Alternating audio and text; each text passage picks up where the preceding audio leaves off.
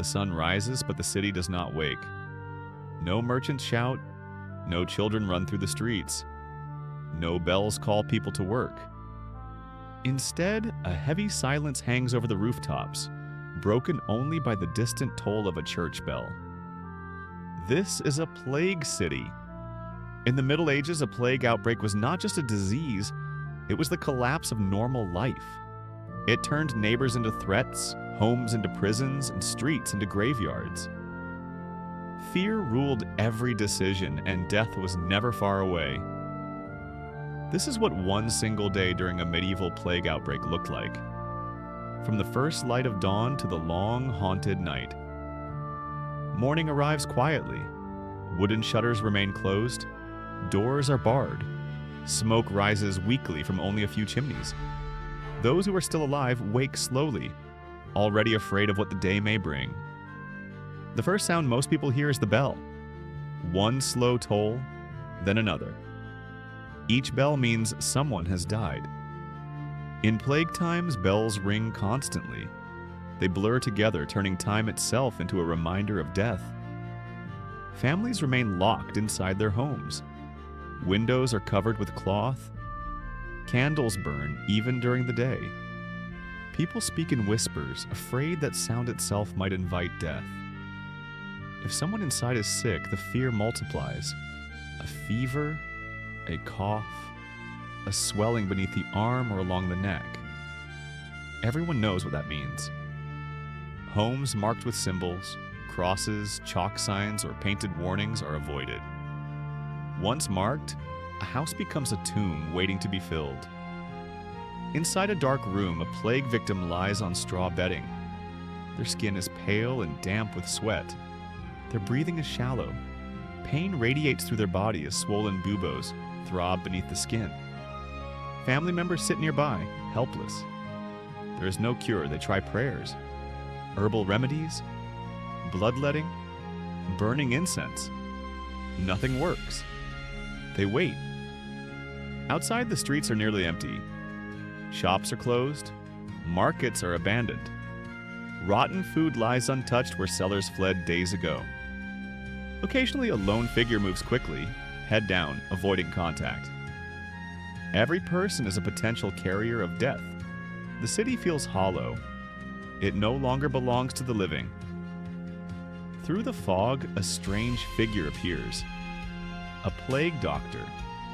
Dressed in dark robes, wearing a long, beaked mask stuffed with herbs, he walks slowly through the streets, carrying a staff to keep distance from others. People fear him almost as much as the disease. His presence means the plague has arrived, and that death will follow. By mid-morning, the cart comes.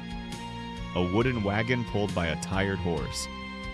Hooded workers walk beside it, calling out, "Bring out your dead." Doors open briefly.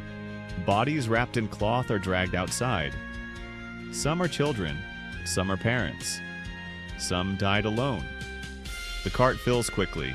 There is no ceremony, no proper burial, only speed. Outside the city walls, pits are already open. Bodies are unloaded and stacked. Lime is thrown over them. Dirt follows. There are too many dead for individual graves. Gravediggers work until exhaustion, then work more. They know they may be next. Back inside the city, people turn to God. Churches fill with desperate worshipers, though many priests have already died or fled. Candles flicker beneath stone arches as prayers echo through empty spaces. Some believe the plague is punishment for sin. Others believe it is the end of the world. Faith intensifies, but so does fear. Groups of flagellants march through the streets. They whip themselves until their backs bleed, begging God for mercy. Crowds watch in horror and awe. Some join them. Pain becomes a form of prayer. Those who can afford it try to flee. Merchants load carts in haste. Nobles escape to countryside estates. Anyone with money or connections runs. The poor cannot. They remain trapped inside dying cities.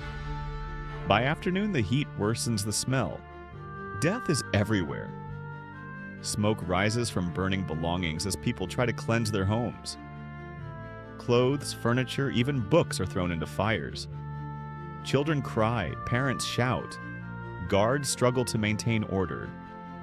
The city feels like it is tearing itself apart. Not all deaths are quiet. Children are left alone after parents die. Some wander the streets. Others sit silently beside locked doors that will never open again. No one wants to take them in. Compassion risks infection. As the sun sets, fear intensifies. Night is worse. Symptoms worsen after dark. Death comes quietly in candlelit rooms. Screams echo occasionally, then stop. Torches light the streets, but they do not bring comfort. They only cast longer shadows. Families keep vigil beside dying loved ones. They hold hands. They pray. They cry softly. When death arrives, there is no surprise. Only exhaustion. Someone must report the body by morning. By midnight, the city feels unreal. Only the crackle of fires and distant bells break the silence. The living and the dead share the same space. Sleep is shallow and haunted. Dreams are filled with sickness and loss. Morning returns. More bells ring, more doors open, more bodies are carried away, and the cycle begins again. A medieval plague outbreak was not just about disease. It was about fear, isolation, loss, and survival. People did not know why the plague came. They only knew that it destroyed families, cities, and entire ways of life. To live through a plague day was to face death from sunrise to sunset, and still wake the next morning, hoping to survive one more day